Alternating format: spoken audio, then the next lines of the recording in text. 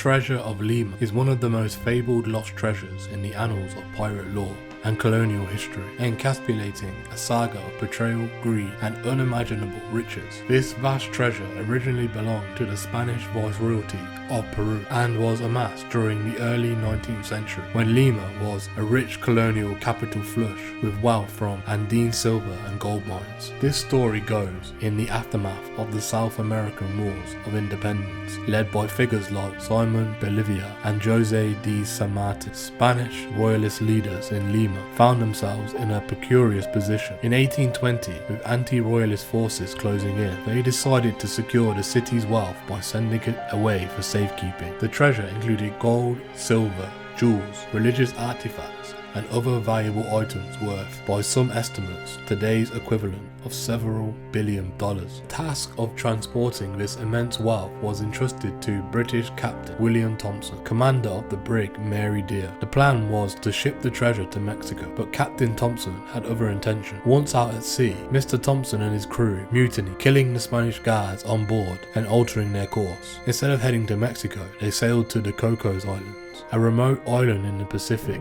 off the coast of Costa Rica, known among pirates for its numerous caves and lush vegetation, ideal for hiding treasure. According to legend, Mr. Thompson and his crew buried the vast hoard on Cocos Island, but were captured shortly thereafter by a Spanish warship. All but Mr. Thompson and his first mate were executed for piracy. In a bid to save their lives, the two survivors promised to reveal the location of the hidden treasure. The Spanish, eager to recover the lost riches, agreed to their terms. However, upon arriving at the Coco Islands, Mr. Thompson and his first mate escaped into the jungle, never to be seen again. The treasure was never recovered. Over the subsequent 2 centuries, the treasure of Lima has inspired countless expeditions, treasure hunters, and adventurers, and even a reputable explorers like August Gissler, a German who spent nearly 2 decades in the late 19th and 20th centuries searching for the treasure, have tried and failed to locate the loot. More recently, modern technology and renewed interest have led to some new searches, though none have succeeded in uncovering the treasure. The allure of the treasure of Lima is not just in its monetary value, but also the perfect story it represents. A treasure map marked by X, a pirate's betrayal, and a hidden chest of untold riches on a desert island. Yet, for all the romantic appeal, the treasure has also brought considerable danger. The dense jungles of the Cocos Islands and the challenge of its remote location have made treasure hunting a perilous endeavor. The island itself has since become a Costa Rican national park, further complicating any potential recovery efforts. Protected environmental status means the treasure hunting is not only more difficult, fraught with legal hurdles. Whether the treasure of Lima remains buried in the Cocos Islands, was moved, spent, or was merely a myth from the start continues to be a subject of debate and daydreams. What is certain is that it remains one of the greatest treasure mysteries of the modern world, continuing to captivate the imaginations of people around the globe.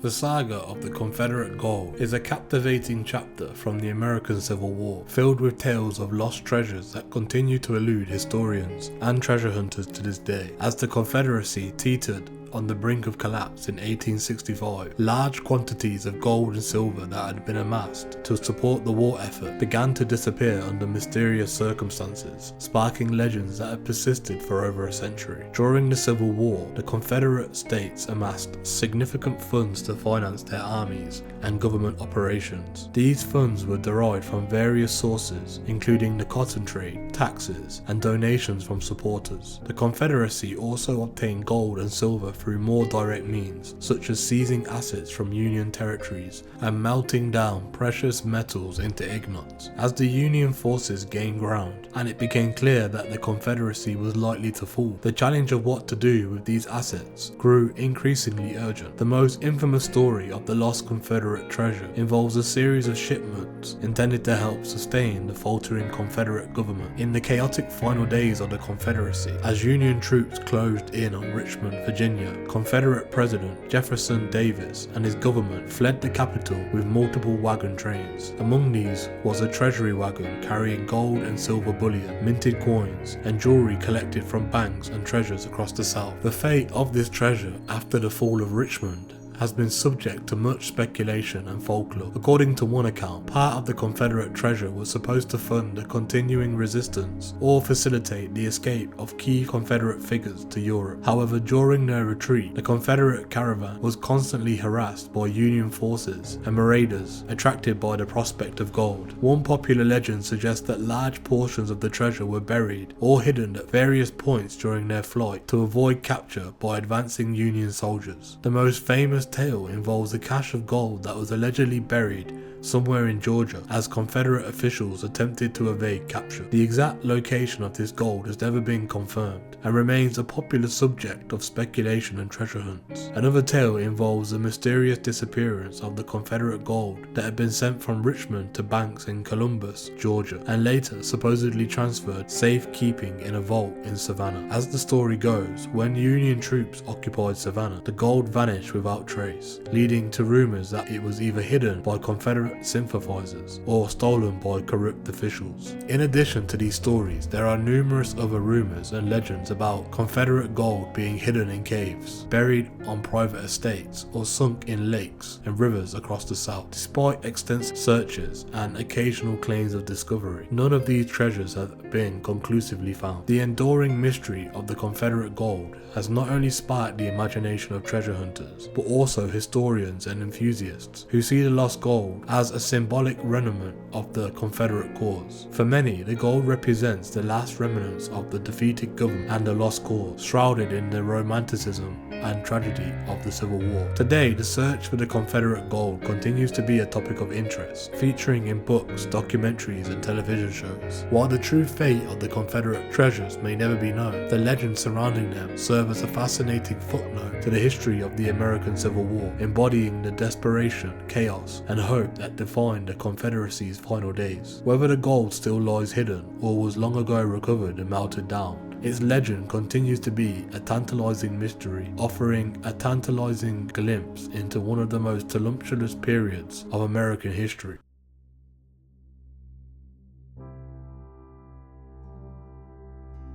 Twin sisters are a pair of historically significant cannons that played a pivotal role in the Texas Revolution, specifically in the Battle of San Jacinto, the decisive engagement that led to Texas securing its independence from Mexico in 1836. Named for their identical construction, the twin sisters are enveloped in legend and symbolize the spirit of the Texan struggle for independence. The story of the twin sisters begins in Cincinnati, Ohio, where local supporters of the Texan cause decided to assist the revolutionaries by providing them with artillery. In late 1835, amidst rising tensions and early conflicts in Texas, the citizens of Cincinnati funded the casting of two 6-pounder cannons. These cannons were shipped down the Mississippi River and across the Gulf of Mexico to reach the Texan rebels in early 1836, arriving at a crucial moment in the revolution. Once in Texas, the cannons were immediately put to use by the Texan Army under the command of General Sam Houston. The presence of these cannons was a significant morale booster for the Texan troops, who were generally outgunned and outnumbered by the Mexican forces led by General Antonio Lopez de Santa Anna. The twin sisters were relatively light and maneuverable, making them ideal for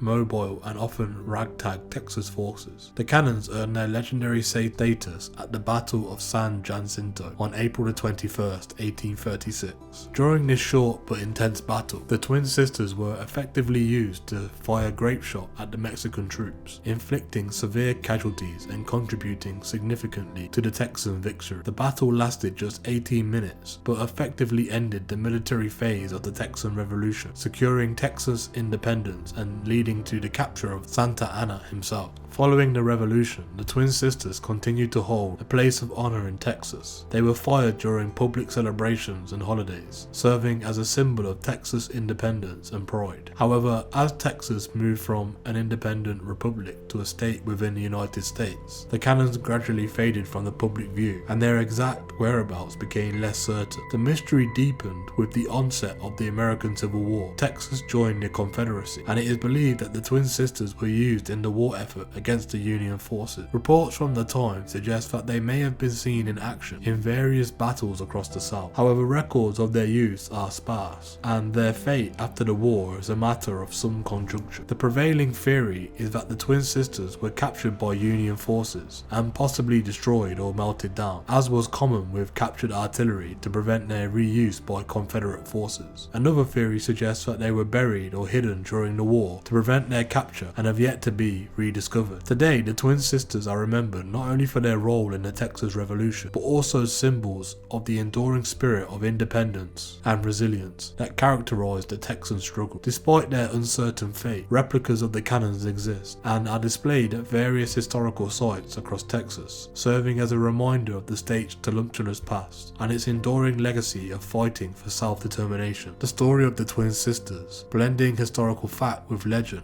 continues to be a poignant chapter in the larger narrative of Texas history.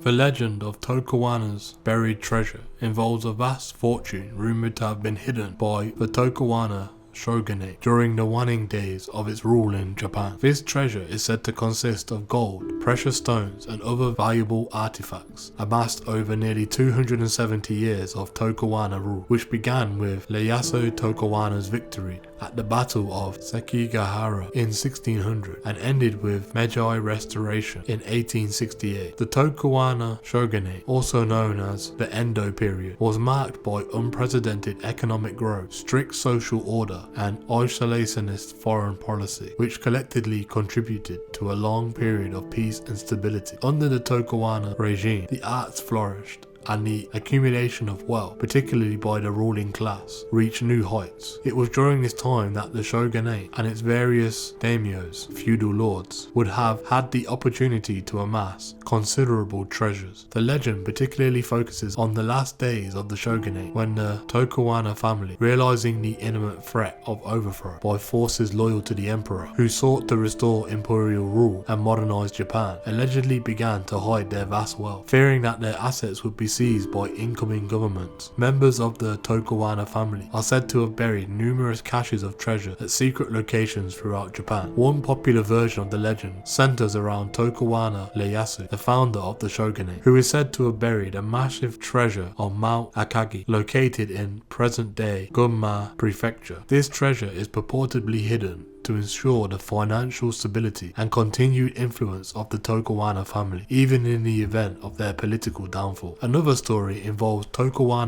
Yosubitsu, the last shogun, who allegedly ordered the burial of the treasure around various locations as the power of shogunate waned. These tales often describe intricate maps and cryptic clues left behind to guide select family members to the treasure in the future, though no such maps have ever been verified. Despite numerous expeditions and considerable interest from treasure hunters, both amateur and professional, no significant finds linked to Tokugawa treasure have ever been publicly confirmed. This lack of physical evidence has not deterred interest in the treasure, however, with many still believing that vast riches remain hidden somewhere in Japan, awaiting discovery. In addition to physical treasure, the legend also touches on cultural treasures. The Tokugawa shogunate was known for its patronage of the arts, collecting countless valuable artifacts, scrolls, and works of art. Some believe that part of the buried treasure could include lost cultural artifacts from this period, which hold as much historical significance as any gold or jewels. Today, the legend of Tokugawa's buried treasure, a fascinating aspect of Japanese folklore, reflecting the intrigue and mystery surrounding the final days of one of Japan's most significant historical periods. Whether fact or fiction, the stories contribute to the romanticized view of the samurai era that continues to capture the imagination of people both in Japan and around the world. The treasure, real or not, symbolizes the opulence and power of the Tokugawa shogunate, serving as a metaphor for a bygone era shrouded in mystery and grandeur.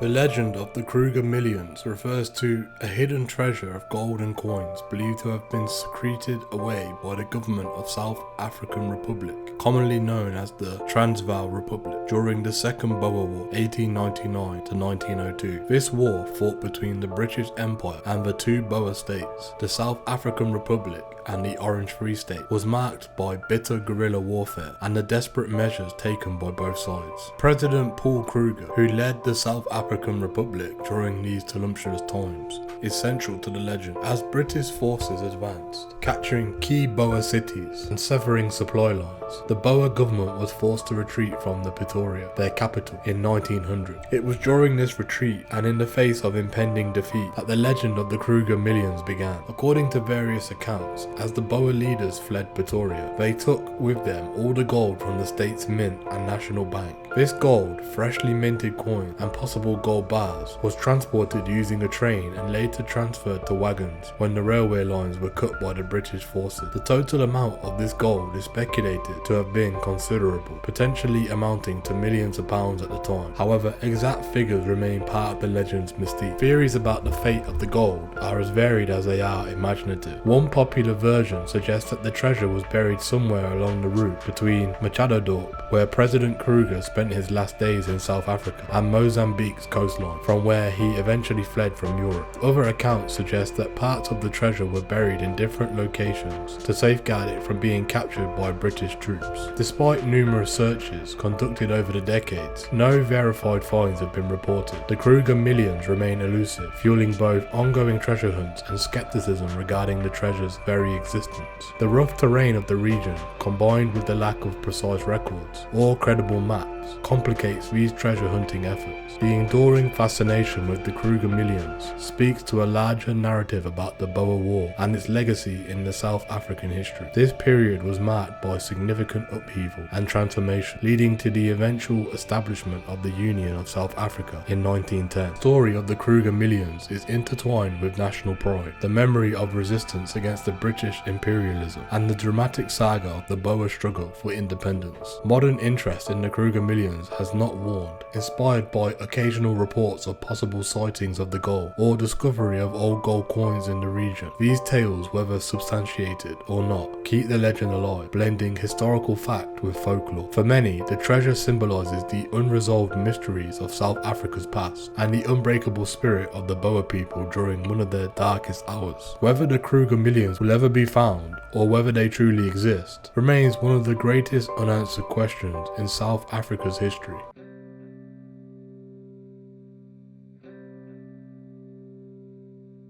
Crown Jewels of Ireland, also known as the Irish Crown Jewels, refer to a highly valuable and historical significant collection of regalia used to adorn the sovereign and the Knights of the Order of St. Patrick, an order of chivalry established by George III in 1783. These jewels played a central role in the ceremonies of the order and represented a symbol of direct British rule over Ireland. The regalia included several pieces, most notably the star and badge of the order, both encrusted with large numbers of precious stones. The star was composed of Brazilian white diamonds, forming a St. Patrick's cross, with rubies in the centre, forming a heraldic rose. The badge, a more elaborate piece, included emeralds, rubies, and Brazilian diamonds, and was worn pinned to the sovereign's robes during ceremonies. These jewels were kept in a safe library in the Dublin Castle, which was a significant administrative centre for the British government in Ireland. The safe also contained collars belonging to members of the Order of St. Patrick,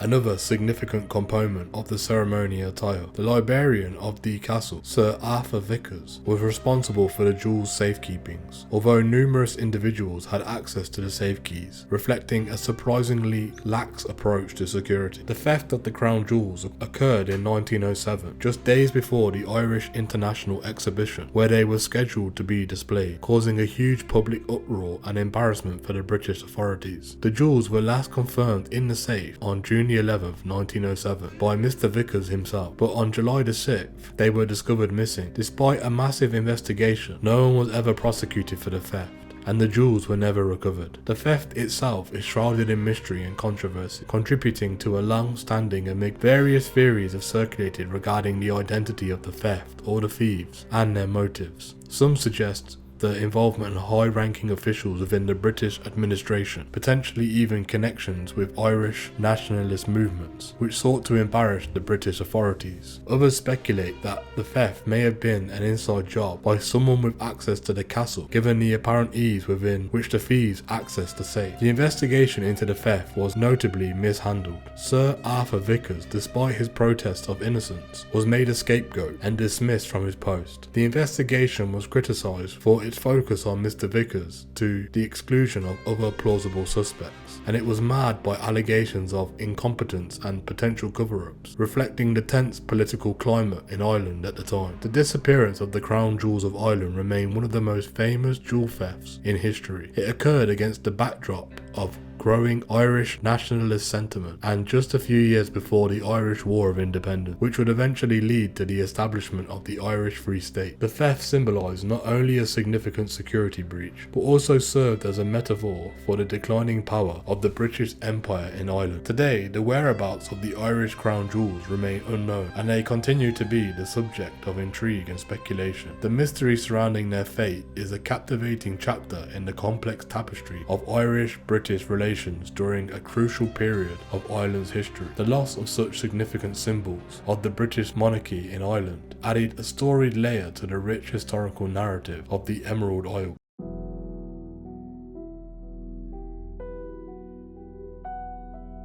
The Tsar's treasure refers to a vast hoard of riches reportedly lost during the chaotic times surrounding the Russian Revolution of 1917. This treasure, consisting of gold, jewels, and other priceless artifacts, was owned by the last Tsar of Russia, Nicholas II, and his family, the Romanovs. Its loss encapsulates the dramatic fall of the Romanov dynasty and the tumultuous establishment of the communist rule in Russia. Nicholas II ascended to the throne in 1894, presiding over a vast empire which was both immensely wealthy and riddled with deep social economic divides. The Romanovs were known for their opulent lifestyles, with palaces filled with priceless art, gold and jewels. Among these treasures were the renowned Fabergé eggs, gifts exchanged by members of the royal family during Easter, each a masterpiece of jeweled art. As World War I and the resulting hardships strained Russia, discontent amongst populace grew, eventually leading to Russian Revolution. In 1917, the Bolsheviks seized power and the Romanov family was placed under house arrest. The following year,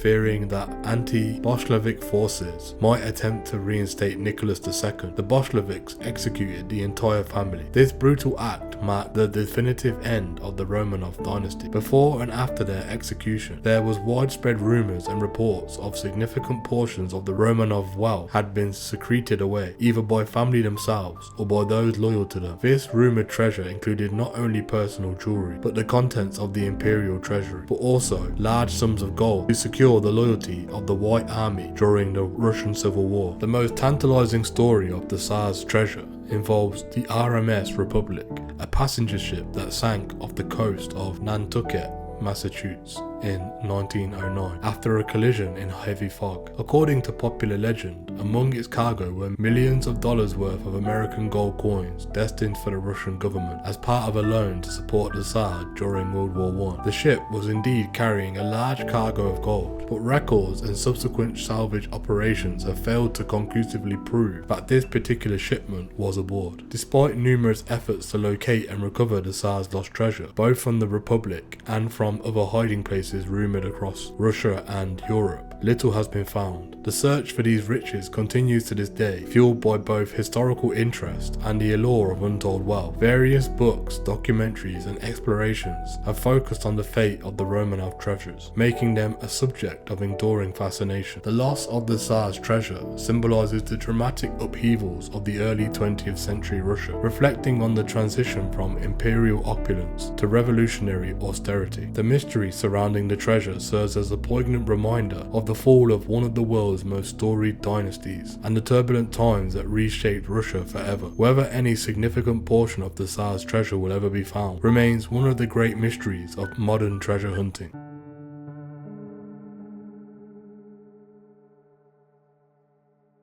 The Romanian treasure refers to a significant cache of national valuables, including gold reserves, priceless artifacts and cultural treasures that were sent out of Romania during World War I for safekeeping but were never fully repatriated. This complex and intriguing historical episode underscores Romania's precarious position during the conflict and the broader geopolitical struggles of Eastern Europe during the early 20th century. As World War I unfolded, Romania, after joining the Allies in 1916, found itself in a vulnerable position due to its geographical location and the advancing Central Powers. In an effort to safeguard the nation's treasures against potential occupation and looting, the Romanian government made a fateful decision to transport its gold reserves and other national treasures to Russia, which was then an ally for safekeeping. In late 1916 and early 1917, approximately 93.4 tons of gold bullion and 12 tons of gold coins were transported by train to Moscow. Along with these monetary reserves, numerous other valuable items, including important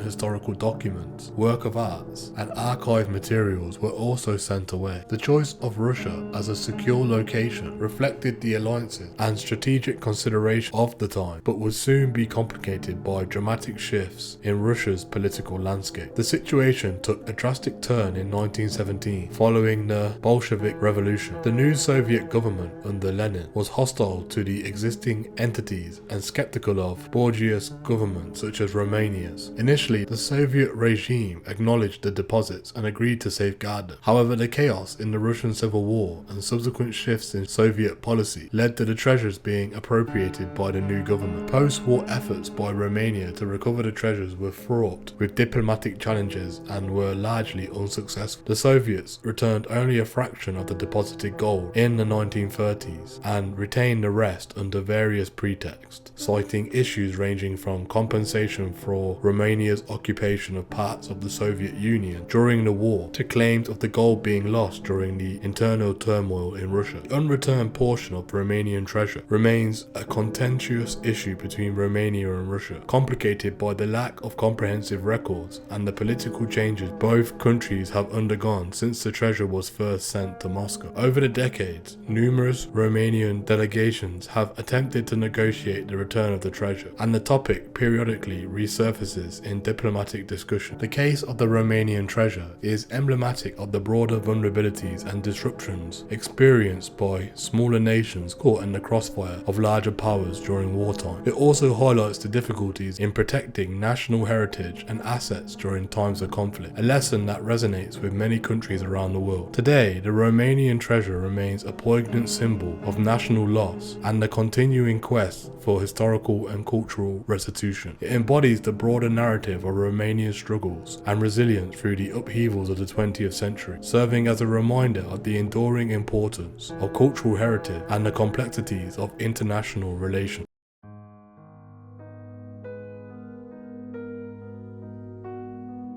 The Florentine diamond is a lost jewel of legendary proportions and intriguing history, surrounded by mystery and international intrigue. This large Indian origin yellow diamond, weighing approximately 137.27 carats, has a storied past involving multiple European royal families and a disappearance that has puzzled historians and treasure hunters alike. The origins of Florentine diamond trace back to India, where it was supposedly taken as spoils of war and subsequently came into possession of the Duke of Burgundy. The diamond was said to be cursed, as it appeared to bring misfortune to its owners. The stone eventually made its way to the Medici family in Florence in the 16th century, which is how it received its name, the Florentine. Under the Medici's ownership, particularly under Ferdinando I de' Medici, Grand Duke of Tuscany, the diamond was cut into a double rose cut, giving it its distinctive 9-sided form. The cutting was an attempt to enhance its brilliance and colour, characteristics of the gem cutting style of that era. The Florentine diamond became part of the Tuscan crown jewels and was passed down through generations of Medici until the line died out. With the extinction of the Medici dynasty, the diamond passed into the hands of the Habsburgs through marriage alliances. It became part of the Austrian crown jewels, where it remained until the fall fall of the Austro-Hungarian Empire, World War I. Its last confirmed sighting was in Austria in 1918. After the war, the imperial family took the jewel with them into exile in Switzerland. The diamond's fate became unclear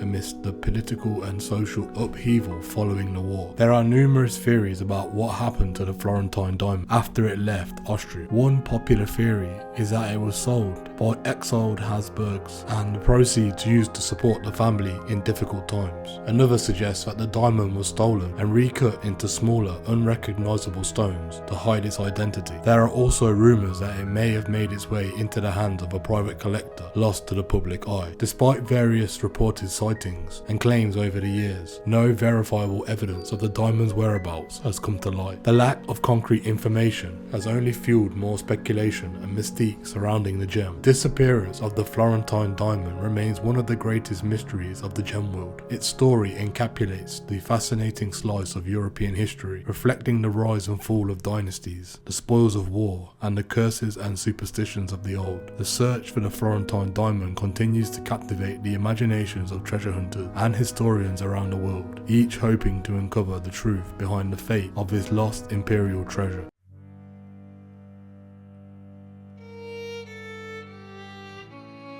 The Imperial Fabergé eggs, among the most opulent and intriguing artifacts of the late Russian Empire, are not only masterpieces of craftsmanship, but also subjects of enduring historical mystery. Created by Peter Karl Fabergé and his craftsmen for the Russian imperial family from 1885 to 1917, these eggs were annual Easter gifts for the Tsar's wife and mother. Out of the 50 imperial eggs made, 7 remain missing, sparking fascination and speculation amongst collectors, historians, and treasure hunters. The tradition began in 1885 when Alexander III commissioned the first egg as an Easter surprise for his wife, Emperor Maria Feodorovna. This egg, known as the hen egg, featured a simple white enamel shell that opened to reveal a golden yolk, which in turn contained a golden hen and a tiny diamond replica of the imperial crown. Pleased with the gift, the Tsar made it a yearly tradition, each egg containing a surprise, and these grew increasingly elaborate over the years. After Alexander III's death, his son Nicholas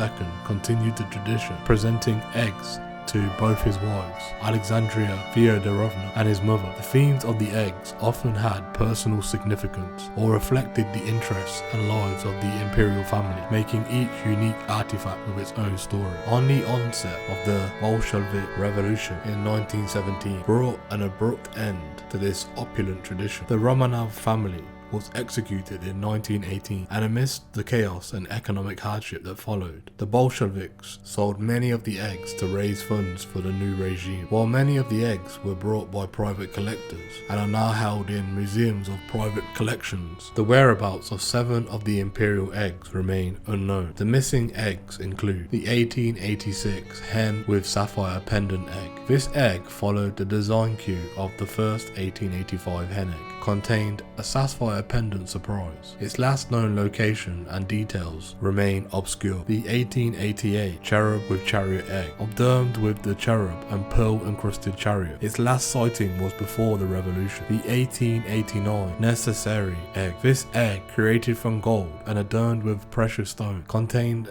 a lady's compact set of grooming tools. It was last recorded in 1952 when it was sold in London. The 1902 Empire Nephrite egg. Its provenance is debated, and while there are claims it has been found, the identification remains unconfirmed. The 1903 Royal Danish egg, made to honour the Danish heritage of the Romanovs. Specifics about its fate post 1917 are not available. The 1909 Alexander III commemorative egg. This egg is a tribute to Nicholas II's father. It is one of the most enigmatic, with virtually no records post-revolution. The Moave egg of 1897. This egg's distinct feature was its Moave enamel, and it's last known to have appeared in an exhibition in London in 1922. The intrigue surrounding these missing eggs has not only stimulated extensive searches and high-profile auctions, but also inspired numerous forgeries. Each time an egg thought to be lost surfaces, it creates a media stir and often frenzied examination to verify its authenticity. The ongoing mystery of the lost Imperial Fabergé eggs represents a tangible connection of the opulence and tragedy of the last days of the Russian Empire. For many, these eggs are more than just luxurious artifacts. They are poignant reminders of the Romanovs' doomed reign, with symbols of the dramatic changes that swept through Russia in the early 20th century. As of today, the missing eggs continue to be the holy grail in the art and antique world, representing some of the most elusive treasures waiting to be found.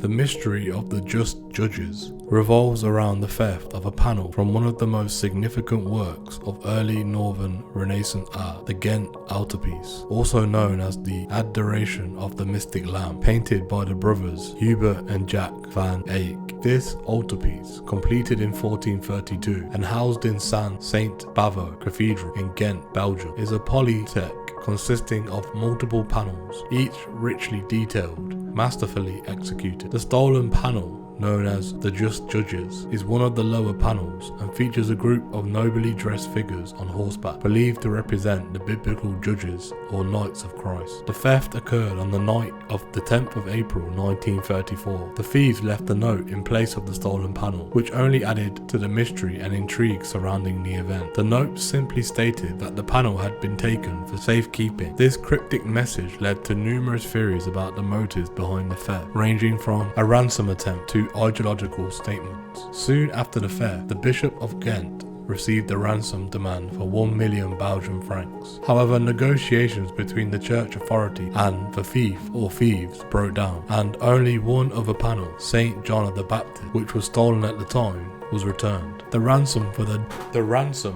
the Just Judges was never paid, and the panel's whereabouts remain unknown to this day. Over the years, the case has seen various developments, including a deathbed confession in 1934 by a stockbroker named Arsène Godrita. During his final moments, Godrita confessed to his lawyer that he knew the location of the panel, but died before he could reveal it. He claimed, "I alone know where the Just Judges is." Necessary instructions are made. Despite extensive searches based on clues he left behind, the panel was never found. The continued absence of the Just Judges has led to extensive speculation and numerous investigations, some official and others by amateur sleuths. Theories about the location have included it being hidden in a wall or buried, yet none of these have led to the recovery of the artwork. The city of Ghent and the church have even received multiple false panels sent by pranksters or attention seekers, but the original remains lost. In place of the original, a reproduction was painted in 1945 by Jeff van der Vecken, an expert in early Netherlandish painting, which is what the visitors to St. Bavo Cathedral see today. Meanwhile, the mystery of the missing panel continues to be a source of fascination and a cold case that occasionally returns to the headlines, especially when new leads or theories emerge. The theft of the Just Judges, not just a loss of a crucial piece of art history, represents a cultural mystery akin to a distinctive story that captures the imagination of the public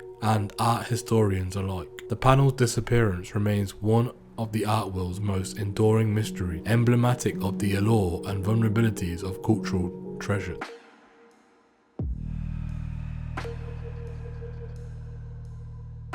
Dutch Sulch, born Arthur Flagenheim, was a notorious American gangster during the Prohibition era, known for his bootlegging operations and violent methods. His life was marred by crime and controversy, but one of the most enduring mysteries associated with Mr. Sulch is the legend of his hidden treasure, which is believed to have been buried somewhere in Catskills Mountains of upstate New York. The tale begins in the mid-1930s, when Sulch, facing legal troubles and fearing for his financial future, supposedly decided to stash away a large portion of his wealth. Sulch had amassed considerable riches through various illegal activities, including bootlegging, gambling and extortion. Concerned about potential seizures by the authorities or theft by rivals, Sulch reportedly had a steel safe or strongbox filled with money and valuables, including gold coins, $1,000 bills, diamonds, and other precious items. According to the legend, Sulch, along with his bodyguard and trusted associate Lulu Rosencrantz, drove up from New York City to Catskills with the safe. They chose a secluded spot in the dense forests of the regions, where they buried the safe. The exact location was only known to Schultz and Rosencrantz, intended to be a safeguard against legal and personal threats Sulch was facing at the time. However, the plan to retrieve the treasure, if needed, was thwarted by sudden developments. In October 1935, Dutch Schultz was fatally shot at the Palace Chop House in Newark, New Jersey, by assassins sent by rival mobsters, possibly with the sanction of the Commission, the governing body of the American Mafia.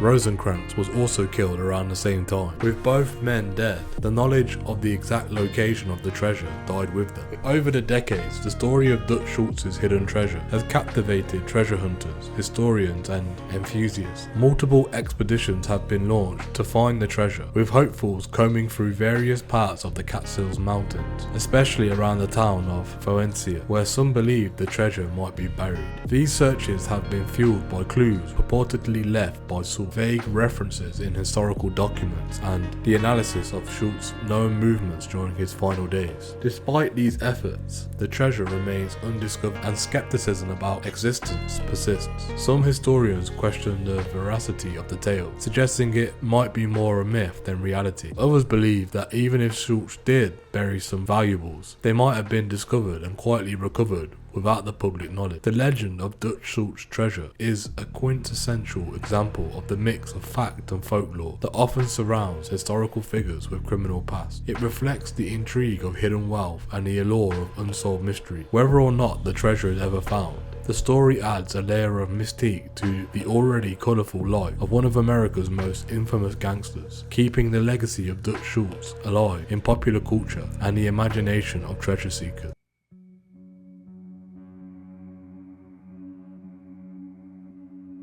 The royal casket, also known as the Sejm casket, is a poignant symbol of Poland's rich historical tapestry and the tragic losses during the periods of conflicts and occupation. The casket itself was a relatively small, ornate box made of oak and covered in red Moroccan leather, but it held a vast historical significance due to its contents. 73 precious relics associated with Polish royalty. These relics included miniatures, jewels, medals, and decorations that had once belonged to Polish kings and queens. Among these were personal items such as watches, portraits, and snuff boxes, each rich with historical connections to key figures in Polish history. Many of these items were made of gold and encrusted with jewels, embodying not only the wealth of the Polish monarchy, but also the cultural and artistic achievements of Poland through the centuries. The royal casket was created in the late 18th century, a period marked by disintegration, Polish-Lithuanian Commonwealth under the pressures of neighbouring powers. The casket was initially housed at the royal castle in Warsaw, serving as a repository of national heritage and a poignant reminder of the sovereign identity of the Polish nation. However, the casket's journey took a dramatic turn during the German invasion of Poland in September 1939. At the outset of World War II, as the Wehrmacht advanced, many Polish treasures were hurriedly hidden or moved in attempts to safeguard them from looting. The royal casket was moved from the royal castle to the town of Phoenicia in southeastern Poland, where it was hidden. Unfortunately, the hiding place was compromised. In October 1939, the casket was located by German forces, an act that symbolized the broader disgregation and plunder of Polish cultural heritage during the occupation. The contents of the royal casket were scattered, and many pieces were taken to Germany as part of the extensive looting of art and cultural artifacts by the Nazis. Following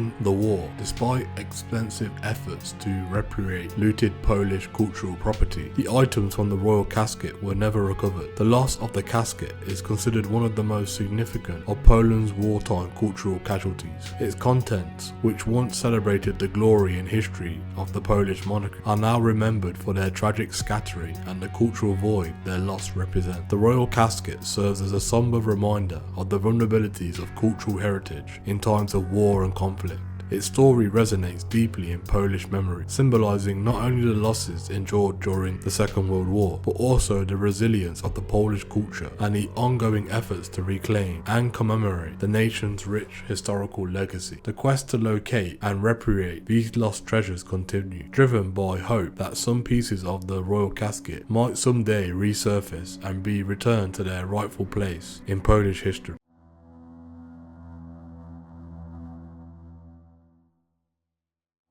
The Sword of Islam is an artifact steeped in both historical significance and wartime symbolism, associated with one of the most controversial figures of the 20th century, Benito Mussolini. Presented to Mussolini in 1937, this ceremonial sword was a gift from the Arab leaders of Italian Libya, acknowledging his self-appointed title as the protector of Islam. The presentation of the sword was a highly orchestrated event meant to bolster Mussolini's image, both in Italy and in the colony, where he sought to portray himself as a benevolent and respected leader. The sword was intricately designed as a symbol of craftsmanship and diplomatic homage. It was intended to strengthen the ties between Mussolini's fascist regime and the Muslim populations under Italian colonial rule, particularly in North Africa. Mussolini's reception of the sword was widely publicized in the fascist propaganda, which portrayed him as a respected figure not only in Europe but also in the Muslim, was serving an ideological as well as political purpose. However, the history of the Sword of Islam took a dramatic turn as World War II progressed. By 1943, Mussolini's fortunes had drastically declined.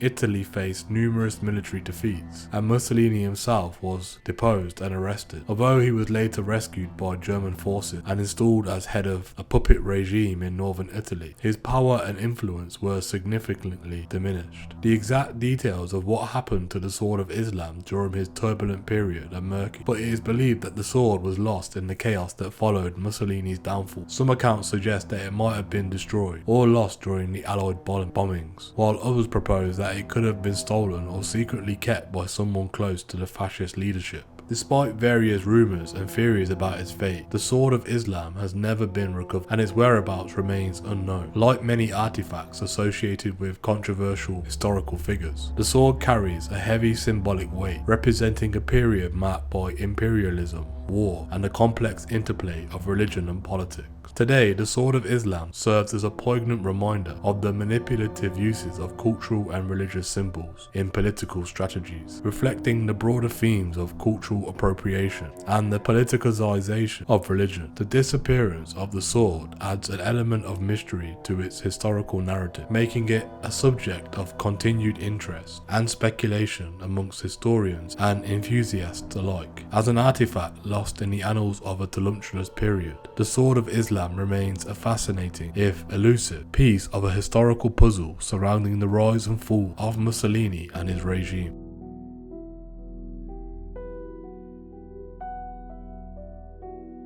Peking Man refers to a group of fossil specimens of Homo erectus discovered in the 1920s and 1930s at Zhaokodian near Beijing, China. These fossils are significant in the study of human evolution, representing one of the earliest known humans to use fire and basic tools, dating back approximately 500 to 780,000 years ago. The discovery of Peking Man was a pivotal moment in paleontology. It provided the first clear evidence that early humans inhabited Asia, which helped to expand the understanding of human evolution beyond Europe and Africa. The site of Zhaokodian became a treasure trove of scientific data, yielding not only multiple hominid fossils, but also tools, evidence of controlled use of fire, and animal bones with cut marks from the butchery. The fossils themselves were unearthed over several years by an international team of researchers. This work was led initially by Swedish geologist Johan Gunnar Anderson and later by Canadian anatomist Davison Black, who received significant funding from the Rockefeller Foundation to continue the excavations. Their efforts culminated in the identification and naming of a new type of early human, which Black called Sinomphorus pekinensis, now classified as as Homo erectus pekinensis. However, the story of the Peking man took a dramatic and troubling turn during World War II. In 1941, as Japanese troops approached Beijing, the decision was made to send the fossil skulls and other remains to the United States for safekeeping. They were packed into 2 crates and handed over to the US Marines to be shipped out of China. Tragically, the fossils vanished in the chaos of war, likely during their transport to the port city of Qinghangdo. Despite extensive searches and investigations after the war, the original Peking man fossils have never been recovered. The loss of the original Peking man fossils remains one of the greatest losses to science from World War II. Theories about their fate abound,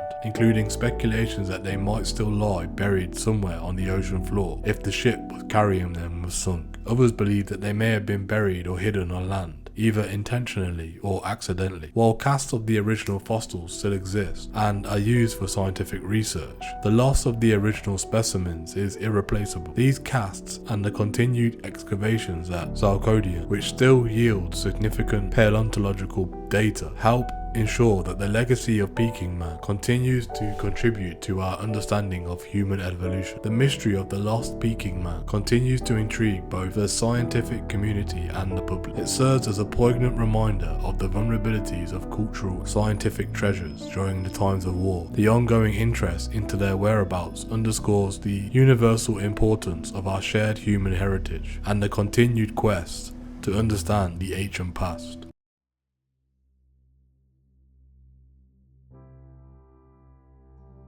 The Amber Room, often referred to as the 8th wonder of the world, was a masterpiece of Baroque art and one of the most lavish and unique chambers ever constructed. Its history spans several centuries, involving craftsmanship, diplomacy, theft, and the devastating impacts of war, leading to its current status one of the greatest lost treasures in history. The origins of the Amber Room date back to the early 18th century, specifically to 1701, when construction began. It was initially conceived as part of the new royal palace in Prussia, which was designed by German sculptor Andreas Sculpture and Danish amber craftsman Gottfried Wolfram. The room's panels were made from several tons of amber, meticulously carved and ornamented with gold leaf and precious stones, covering approximately 55 square meters and glowing with a warm golden hue. In 1716, Prussian King Frederick William I gifted the Amber Room to Peter the Great of Russia as a symbol of Prussian-Russian alliances against Sweden. The room was shipped in pieces to Russia, where it was eventually installed in the Catherine Palace of Tsarskoye Selo, just south of St. Petersburg. Over the next several decades, the room was expanded and elaborated upon, with additional amber ships from the Baltic coast to complete its decoration.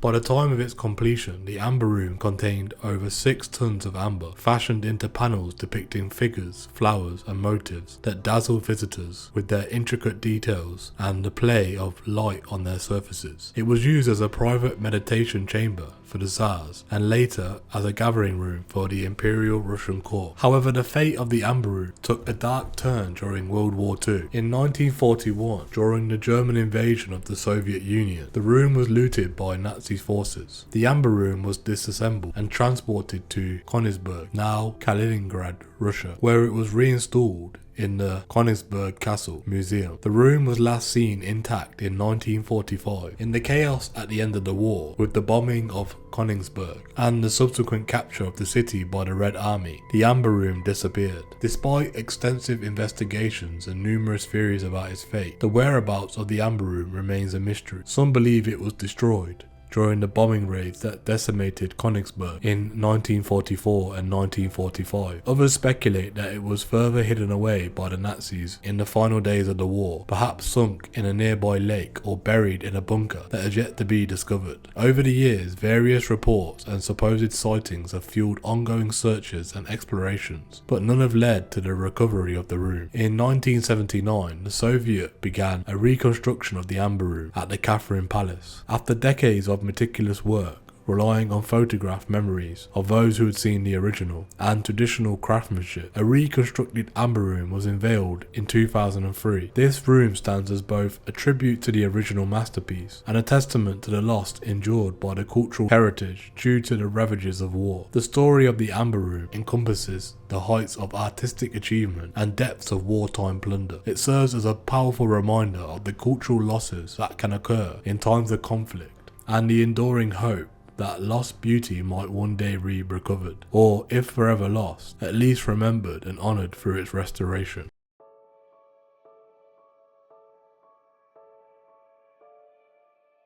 Yamashita's gold, often referred to as the lost treasure of General Tomoyuki Yamashita, is a reputed cache of war loot amassed during World War II by the Japanese Imperial Army. According to various accounts, this treasure includes vast amounts of gold jewels and priceless artifacts taken from conquered territories in Southeast Asia. The legend of Yamashita's gold has inspired countless treasure hunters, spurred numerous legal battles, and fueled a wealth of conspiracy theories, but it remains elusive, shrouded in mystery and skepticism. The story begins with the Japanese invasion of the Southeast Asia during World War II. As the Japanese forces swept through countries like the Philippines, Malaysia, and Thailand, they reportedly looted cultural treasures and riches. General Tomoyuki Yasamicha, a prominent and successful military leader who was later dubbed the Tiger of Malaya for his triumphs in the Malayan campaign, is often named in connection with this treasure. However, it is not clear how directly Yamashita was involved with the collection or handling of these assets. According to popular lore, in the closing months of the war, with the Japanese military retreating and the Allied forces advancing, the decision was made to hide the plundered wealth to prevent its capture. The Philippines is the most often mentioned as the hiding place of this treasure, supposedly because of its strategic location and the complex terrain which provided ample opportunities for concealment. The most tantalizing part of Yamashita's gold story involved the intricate network of tunnels and underground caves throughout the Philippine archipelago, where the treasure is said to be hidden. Some accounts suggest that the treasure was buried in over 100 different sites to be recovered post-war for efforts to revive Japan. After the war, General Yamashita was captured and tried by the United States military in a controversial war crimes trial. He was executed in 1946, but he never disclosed any information about the hidden treasure, nor was he directly charged with crimes related to looting. The absence of concrete evidence or documented links to the treasure did not deter belief in its existence, which has been kept alive by numerous anecdotes and testimonies over the decades. The allure of Yamashita's gold reached a peak in the 1970s and 80s when a Filipino treasure hunter named Rogelio Roxas claimed to have found a portion of the treasure, including a golden Buddha and several gold bars. His subsequent legal battle with the Philippine government, which seized his find, added a layer of credibility to the legends, suggesting that there might be truth to the tales of the hidden treasure. Despite extensive searches funded by both private individuals and government entities, no significant verified finds have been made. The Philippine legal system and its landscape have been significantly affected by treasure hunting, which often results in scams, unauthorized digs, and false hopes. Argue that the story of Yamashita's gold might be an elaborate myth, an amalgamation of separate smaller incidences of looting and wartime plundering by various parties, inflated into a grand narrative. Yet the legend persists, fueled by the universal appeal of hidden treasure maps and the dream of discovering vast riches just to dig away. Whether fact or elaborate folklore, Yamashita's gold remains one of the most enduring legends of World War II, a tale that continues to intrigue and captivate the imagination of many around the world.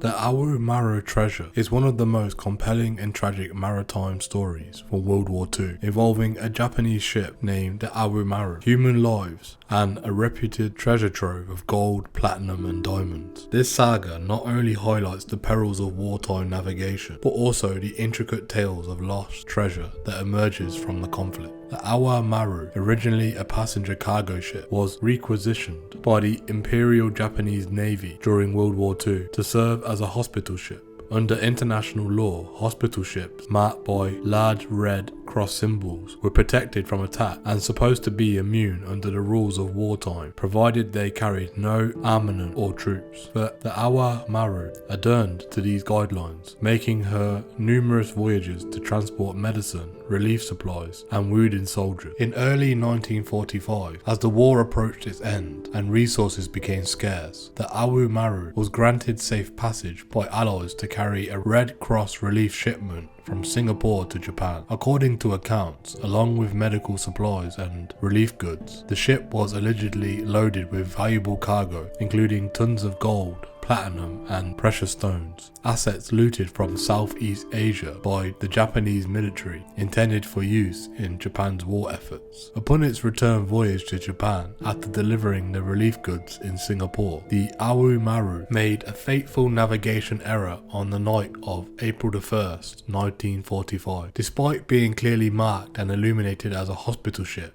she was torpedoed by the American submarines USS Queensfish, under the command of Lieutenant Commander Charles Elliott Laughlin. The submarine's crew mistook the Awa Maru for a military transport, the tragic error that led to the death of all but one of the 2,004 people on board. Immediately realizing the mistake, Laughlin reported the incidents to his superiors. The United States government, acknowledging his grave error, issued an apology to Japan and offered reparations, including to offer another ship as a replacement. However, the incident severely strained relations and added to the wartime animosity. The legend of the Awa Maru's treasure began almost immediately after its sinking, spurred by reports of the ship's mysterious cargo. The allure of such wealth lying on the ocean floor sparked numerous expeditions in the post-war years to locate and salvage the wreck. However, the exact location of the ship in the vast expanse of the sea made these missions incredibly challenging. Various attempts to find the Awa Maru and verify the existence of its reputed treasure have been made over the decades, but none have successfully recovered significant valuables. The ocean's depth, strong currents, and the ambiguity surrounding the ship's cargo manifest have contributed to the elusiveness of the treasure. Today, the story of the Awa Maru remains enveloped in mystery and tragedy. Whether the ship actually carried the treasure is rumoured or not, the legend persists, fueled by the human fascination with lost wealth and the secrets that lie beneath the sea. The Awa Maru treasure continues to be a poignant reminder of the cost of war, both in human lives and the lingering legends that outlive the events themselves.